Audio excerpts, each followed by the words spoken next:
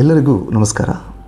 ಮೊನ್ನೆ ಡಿಸೆಂಬರ್ 12, 13, 2025 ಮಂಗಳೂರು ವಿಶ್ವವಿದ್ಯಾನಿಲಯದ ಬಯೋಸೈನ್ಸ್ ವಿಭಾಗದವರು ಸ್ವಚ್ಛ ಸಂಪದ ಎಂಬ ರಾಷ್ಟ್ರೀಯ ಸಮ್ಮೇಳನವನ್ನು 2 ದಿನಗಳ ಕಾಲ ಬಹಳ ಅದ್ದೂರಿಯಾಗಿ ನಡೆಸಿದರು. ಇದು ಕೇವಲ ಸಮ್ಮೇಳನ ಆಗಿರಲಿಲ್ಲ, ಇದು ಮಾದರಿ ಸಮ್ಮೇಳನ ಆಗಿತ್ತು.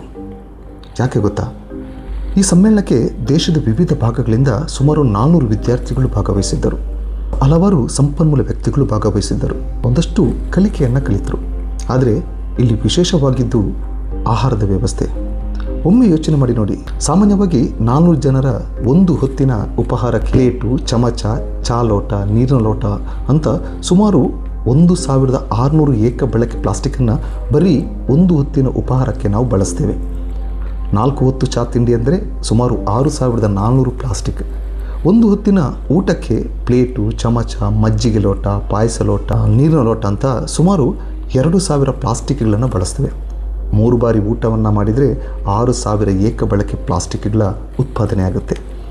ಅಂದರೆ 2 ದಿನಗಳ ಈ ಒಂದು ಸಮ್ಮೇಳನದಲ್ಲಿ ಸುಮಾರು 12ರಿಂದ 14,000 ಏಕ ಬಳಕೆ ಪ್ಲಾಸ್ಟಿಕ್ ಈ ಭೂಮಿಯ ಒಡಲಿಗೆ ಸೇರ್ತಿತ್ತು. ಅಂದರೆ ನಮ್ಮ ಲ್ಯಾಂಡ್ಫಿಲ್ಲನ್ನು ಸೇರ್ತಾ ಇತ್ತು.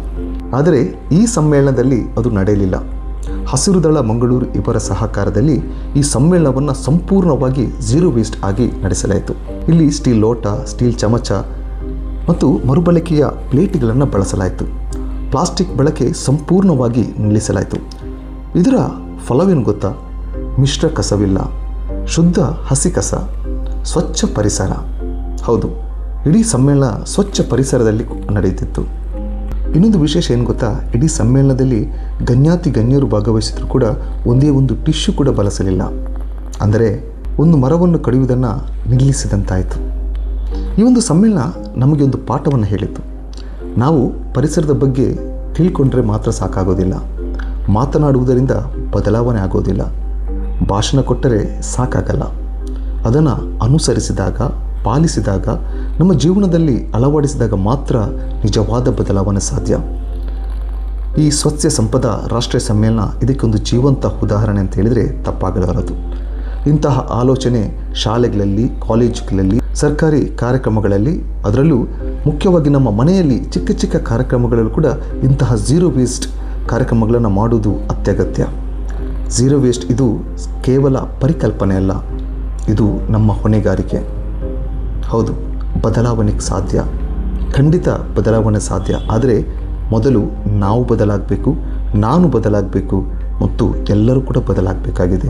ಅದಕ್ಕೋಸ್ಕರ ದಯವಿಟ್ಟು ಎಲ್ಲರೂ ಕೂಡ ಬದಲಾವಣೆ ಆಗೋಣ. ಇಂತಹ ಝೀರೋ ವೇಸ್ಟ್ ಕಾರ್ಯಕ್ರಮಗಳನ್ನು ಹೆಚ್ಚು ನಡೆಸಲಿಕ್ಕೆ ನಾವೆಲ್ಲ ಪ್ರೋತ್ಸಾಹಗಳನ್ನು ಕೊಡೋಣ. ಈ ನಿಟ್ಟಿನಲ್ಲಿ ಇಂತಹ ಒಂದು ಮಾದರಿ ಸಮ್ಮೇಳನವನ್ನು ನಡೆಸಿದಂತಹ ಮಂಗಳೂರು ವಿಶ್ವವಿದ್ಯಾನಿಲಯದ ಬಯೋಸೈನ್ಸ್ನ ಎಲ್ಲ ವಿದ್ಯಾರ್ಥಿಗಳಿಗೆ, ಸಂಘಟಕರಿಗೆ ಹಸಿರು ದಳ ಈ ಸಂದರ್ಭದಲ್ಲಿ ತುಂಬು ಹೃದಯದ ಅಭಿನಂದನೆಗಳನ್ನು ಸಲ್ಲಿಸ್ತಾ ಇದೆ. Thank you.